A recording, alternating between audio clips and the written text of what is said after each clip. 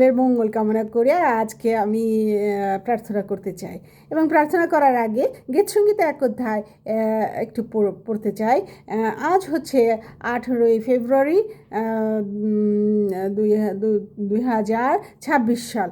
ধন্য সেই ব্যক্তি যে দুষ্টদের মন্ত্রণায় চলে না, পাপীদের পথে দাঁড়ায় না, নিন্দুকদের সবাই বসে না, কিন্তু সদাপ্রভু ব্যবস্থা আমোদ করে, তাহার ব্যবস্থা দিবারাত্র ধ্যান করে।